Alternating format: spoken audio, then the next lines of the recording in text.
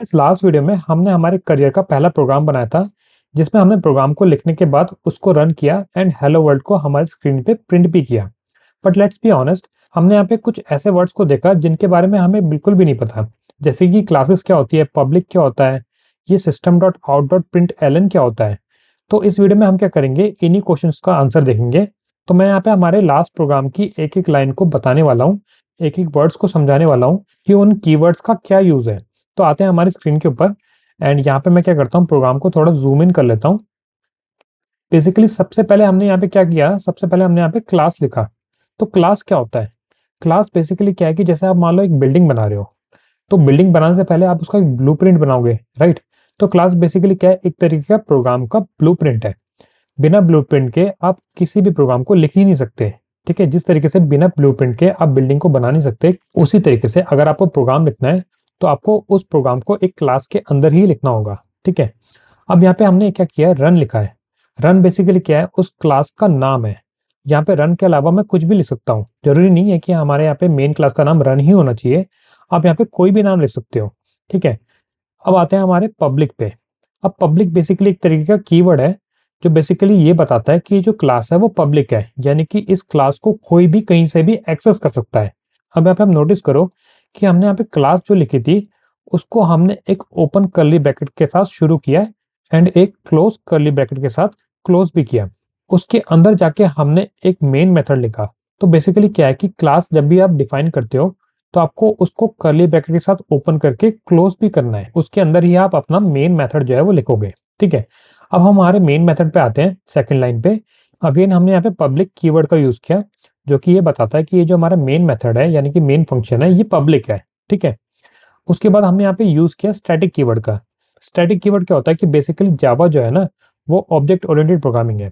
यहाँ पे सारी चीजें जो है वो ऑब्जेक्ट के थ्रू बनती है। ठीक है, अब बेसिकली क्या है कि जैसे ही हमारा ऑब्जेक्ट बनता है, ऑब्जेक्ट क्रिएट होता है, तो वो ऑब्जेक्ट क्या है कि आगे जाके हीप मेमोरी में जाता है रन होने के लिए। ठीक है, ये मैं आपको आगे बताऊंगा कि हीप मेमोरी क्या होती है, स्टैक मेमोरी क्या होती है। अभी आप इतना समझो कि जावा प्रोग्राम के अंदर ऑब्जेक्ट जो है वो क्रिएट होते हैं एंड वो ऑब्जेक्ट जाके रन होते हैं। ठीक है, अब स्टैटिक लगाने का मतलब ये है कि आपको ऑब्जेक्ट बनाने की जरूरत नहीं है, आप डायरेक्टली इसको रन कर सकते हो।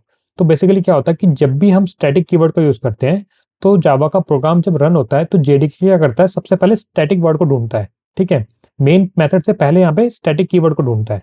तो जैसे उसको स्टैटिक वर्ड मिलता है वो क्या करता है, उसको रन करता है। ठीक है, तो इसलिए यहाँ पे हम हमेशा मेन मेथड के साथ स्टैटिक कीवर्ड का यूज करते हैं, ताकि जावा का जो प्रोग्राम रन हो तो सबसे पहले वो स्टैटिक वर्ड पे जाए एंड जाके उस मेन मेथड को रन करे। तो यहाँ पे हमारा नेक्स्ट कीवर्ड जो है वो है वॉइड। वॉइड बेसिकली क्या है कि ये बताता है आपको कि जो मेथड है वो किस टाइप का है, यानी कि वो कोई वैल्यू रिटर्न कर रहा है। रिटर्न यानी कि क्या यहाँ पे वो कुछ हमें वैल्यू दे रहा है? नहीं, तो इसका मतलब ये है कि हम यहाँ पे वॉइड कीवर्ड का यूज करेंगे। अगर वो मेथड जो है हमारा कुछ इन टाइप की, कुछ इंटीजर टाइप की वैल्यू जो है वो रिटर्न करता है, तो यानी कि हम यहाँ पे इंट यूज करेंगे। इसी तरीके से अगर कोई हमारा मेथड है या हमारा कोई फंक्शन है जो हमें कोई स्ट्रिंग वैल्यू देता है, तो हम यहाँ पे स्ट्रिंग कीवर्ड का यूज करेंगे। अब इस प्रोग्राम के अंदर हम यहाँ पे कोई भी वैल्यू को रिटर्न नहीं कर रहे हैं। आगे मैं बताऊंगा कि रिटर्न क्या होता है। अभी के लिए आप ये समझो कि वॉइड बेसिकली हम उस फंक्शंस में यूज करते हैं जिनका काम होता है सीधा रन होना, कुछ भी रिटर्न नहीं करना। ठीक है, अब आते हैं यहाँ पे मेन। मेन बेसिकली क्या है, मेन हमारा मेथड है। ठीक है, मेन मेथड जब भी हम लिखेंगे तो उसके अंदर हम एक एरे ऑफ स्ट्रिंग जो है वो पास करेंगे। ठीक है, ये हमारा सिंटेक्स होता है मेन मेथड का। जैसे ही आप ये सारी चीजें लिखोगे, सिस्टम जो है वो डिटेक्ट कर लेगा कि ये हमारा मेन मेथड है। ठीक है, अब उसके बाद हमने यहाँ पे थर्ड लाइन पे क्या लिखा है, system dot out dot println. इसका मतलब सिंपल है, ये बेसिकली हमें ये बता रहा है कि सिस्टम की आउटपुट स्क्रीन पे आपको ये लाइन जो है वो प्रिंट करनी है। ठीक है, तो हमारी लाइन क्या है, हेलो वर्ल्ड। हम कहाँ पे प्रिंट कर रहे हैं, हम सिस्टम के आउटपुट पे प्रिंट कर रहे हैं। सिंपल है। ठीक है, अगेन यहाँ पे आप नोटिस करो, जब भी हम प्रोग्राम लिखते हैं जावा के अंदर तो हम उसको कर्ली ब्रैकेट से ओपन करते हैं एंड कर्ली ब्रैकेट से क्लोज भी करते हैं। यहाँ पे मैं किस चीज की बात कर रहा हूँ, हमारे क्लासेस की, मेथड्स की, इनम की, है ना। और भी चीजें हैं जिनको हम कर्ली ब्रैकेट से शुरू करते हैं, कर्ली ब्रैकेट से क्लोज करते हैं, उसको हम आगे जाके देखेंगे। बट अभी के लिए आप इतना समझो कि जो क्लासेस और मेथड होते हैं हम उनको कर्ली ब्रैकेट से ओपन करते हैं एंड कर्ली ब्रैकेट से क्लोज भी करते हैं। उनके अंदर अगर हम कोई भी कोड लिखते हैं, कोई भी लाइन ऑफ कोड लिखते हैं, तो उसको हम सेमी कॉलम से क्लोज करते हैं। जैसे जिस तरीके से आप यहाँ पे इंग्लिश का सेंटेंस लिखते हो उसके बाद आप फुल स्टॉप का यूज करते हो, राइट। हिंदी की अगर आप यहाँ पे कोई भी लाइन लिखते हो तो आप पूर्ण विराम का यूज करते हो। उसी तरीके से यहाँ पे हम कोड के अंदर जब भी हम कोई भी लाइन लिखते हैं उस लाइन को क्लोज करने के लिए हम यहाँ पे कोलन का यूज़ करते हैं। अगर आप यहाँ पे एक भी स्पेशल कैरेक्टर को मिस करोगे, तो कंपाइल करते टाइम आपको एरर आएगा, ठीक है? अब जैसे कि मान लो मैंने यहाँ पे क्या किया है, कोलन को हटा दिया है, ठीक है? जैसे ही मैंने कोलन को हटाया यहाँ पे, मेरे आईडीई ने डिटेक्ट कर लिया है कि यहाँ पे कोई एरर आया है, ठीक है? यहाँ पे मुझे देखो आप एरर का एक बल्ब भी दिख रहा है, ठीक है? तो यहाँ पे जैसे ही मैं इस पे क्लिक करता हूँ, तो यहाँ पे मुझे बता रहा है कि आपको इंसर्ट करना है, क्या इंसर्ट करना है? कोलन इंसर्ट इंसर्ट करना है, राइट? उसी तरीके से अब मान लो अगर मैंने यहाँ पे क्या किया, कर्ली ब्रैकेट हटा दिया, तो यहाँ पे अगेन इसने मुझे एरर दे दिया, ठीक है? इस टाइम ये मुझे कह रहा है कि आपको कर्ली ब्रैकेट जो है वो लगाना है। तो आईडीई बेसिकली हमारी इसी चीज़ में हेल्प करता है।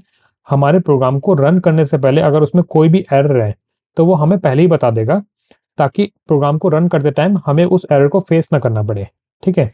तो इस वीडियो में हमने ये समझा कि जावा के प्रोग्राम को लिखने का क्या सिंटैक्स है एंड यहाँ पे हर एक स्पेशल कैरेक्टर की क्या वैल्यू है। अगली वीडियो में हम ये देखेंगे कि किस तरीके से हम यहाँ पे वेरिएबल्स को क्रिएट कर सकते हैं एंड हम यहाँ पे हमारे सिस्टम की मेमोरी का कैसे यूज़ करके उसमें वैल्यू को स्टोर कर सकते हैं एंड आगे जाके उन्हीं वैल्यू को किस तरीके से हम यहाँ पे मैनिपुलेट करके प्रिंट कर सकते हैं। तो इस वीडियो में फिलहाल इतना ही, मिलते हैं अगली वीडियो में, तब तक के लिए कीप कोडिंग।